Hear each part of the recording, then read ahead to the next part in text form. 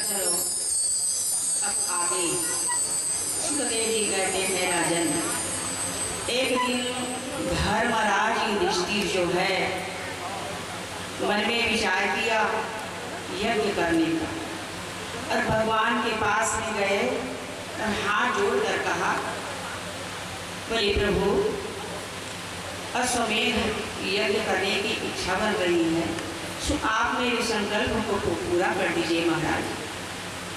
भगवान ने कहा पूरा होगा, परंतु पहले सभी देश विदेश के राजाओं को, चारों दिशाओं के राजाओं को पहले विजय प्राप्त करो, जीतो।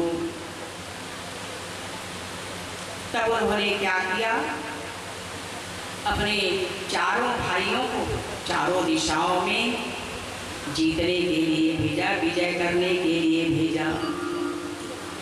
तब तीन भाई लोग जीत करके आए, तीन भाई लोग जीत करके आ गए। अब भीम ने कहा महाराज वो जरासंध जो है ना वो तो अविजीत ही है, उसको नहीं जीत सके हैं महाराज, क्या उपाय किया जाए।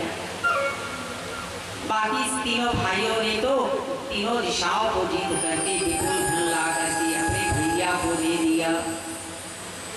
भगवान ने युक्ति लगाई, बोले चलो हम लोग स्वयं जाएंगे।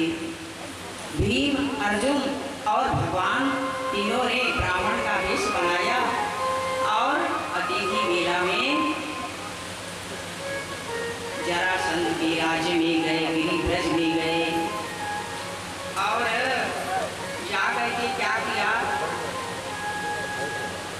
जरासंध भी ब्राह्मण प्रिय था, सचल ब्राह्मण को मानता था।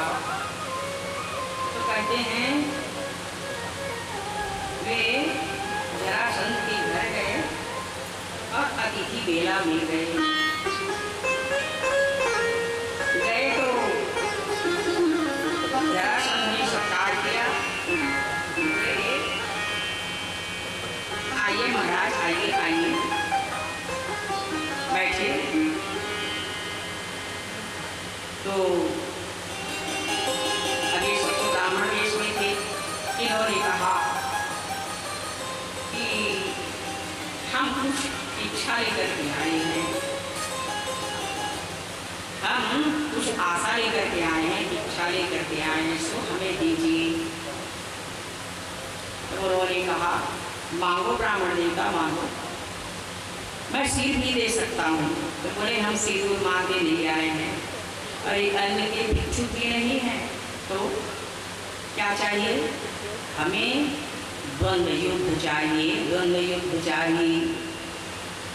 अब तीनों क्षत्रिय वेश में आ गए, बस इतना कर दी। भगवान ने कहा ठीक है, मैं तुम्हारी प्रार्थना स्वीकार कर लेता हूँ, द्वंद्व युद्ध नहीं होगा। भगवान ने क्या किया, जरासंध ने एक विशाल गदा निकाली